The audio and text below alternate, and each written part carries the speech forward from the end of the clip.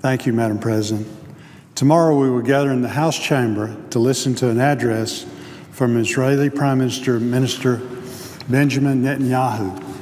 I welcome Prime Minister Netanyahu to Capitol Hill and eagerly await his speech. It is expected that he will paint a very vivid and a very real picture of the danger a nuclear Iran poses, not just to Israel, but to the international community as a whole. This threat seems of little concern to the administration. So little, in fact, that the President almost immediately dismissed the idea of meeting with Prime Minister Netanyahu while he is in Washington. This is disappointing, to say the least. Instead of taking the opportunity to join with us to reaffirm our support for the State of Israel, the administration has chosen to send the wrong message to our strongest ally in the region. Unfortunately, this has become a pattern. While the administration's official policy is being supportive of Israel, actions speak louder than words. And regrettably, this administration's actions are often too quiet. This hasn't always been the case. During his first term, President Obama fought Palestinian efforts to delegitimize Israel at the UN. He made clear that such tactics were counterproductive to the peace process, and the Palestinians would put their relationship with us in jeopardy if they sought action against Israel at the International Criminal Court. Many Israelis are now rightfully concerned that we won't have their backs in April, when the Palestinian Authority becomes a full member of the International Criminal Court and follows through on this threat. I raised this issue with Secretary Kerry during an Appropriations Committee hearing last week, reminding him that the law explicitly prohibits funding for the Palestinian Authority if they initiated or actively supported an international investigation into alleged Israeli war crimes. The Secretary said that the Palestinian Authority's actions mounted to a terrible exercise in judgment, but stopped short of saying they had violated the law in a way that triggers a cutoff of aid. Three-quarters of this body, Republicans and Democrats alike, don't see it that way. We sent the Israeli people a strong bipartisan message of support when we called on Secretary Kerry to suspend economic aid while the State Department reviews the Palestinian Authority's actions. According to Secretary Kerry's response at the hearing, the State Department will wait to see what the Palestinians do after the 1st of April before making a decision on economic aid. By then, it might be too late.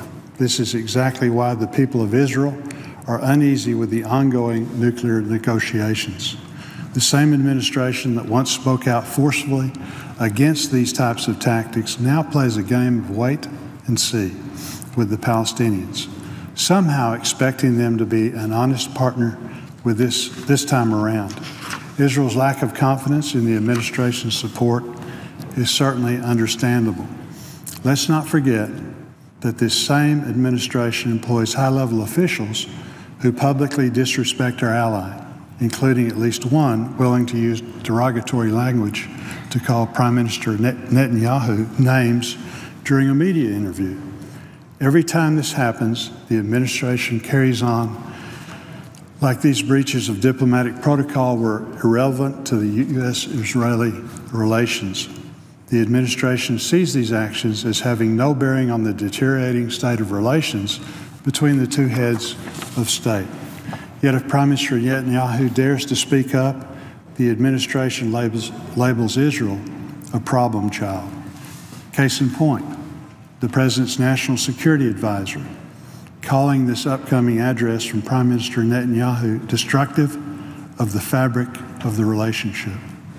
Accepting an invitation from the Speaker of the House to address Congress on the severity of the nuclear threat posed by the regime in Tehran is only destructive for U.S.-Israeli relations in the President's eyes because he wants to keep Congress in the dark about the ongoing negotiations. This administration seems intent on doing just that. Not content with the message the Prime Minister is likely to deliver, the administration has moved from abstaining to actively trying to subvert his address to Congress, According to the Associated Press, the Obama administration is actively considering ways to undermine the Prime Minister's visit. Why is that? Could it be that the Prime Minister sees the flaws of any agreement the Paris talks will yield? And does the administration want to keep this from Congress? As the talks extend on and Tehran engages in more delay tactics, it's apparent that the Obama administration is pursuing a weaker deal with Iran that will allow the country to continue its illicit nuclear program. This agreement has become a must-win for President Obama, so he's willing to concede key requirements that Congress and members of his administration have previously outlined in order to get the Iranians to sign on the dotted line. Any agreement will be a victory in the Obama administration's eyes. Our longstanding policy that the Iranian regime must abandon its nuclear ambitions is itself being abandoned. As former Secretary of State Henry Kissinger noted in his recent testimony to the Armed Services Committee, the Paris talks have long moved from eliminating Iran's ability to enrich uranium to limiting and monitoring a smaller program that would be unable to produce the material for a warhead in less than a year's time. This is a far cry from the starting point Secretary Kerry once argued when he said, and I quote, "No deal is better than a bad deal," end quote, with Iran. Now we seem to be moving the goalpost from the dismantling of Iran's nuclear program to containing it. That's not what the President told us these talks were going to accomplish. That's not what 6 UN resolutions intended to prevent. And that is certainly not something this Congress should allow to happen without our say. Nothing short of full elimination of Iran's nuclear program can honestly be considered a victory. If these talks fail to produce an agreement that requires that of Iran, Congress must have the authority to reject it.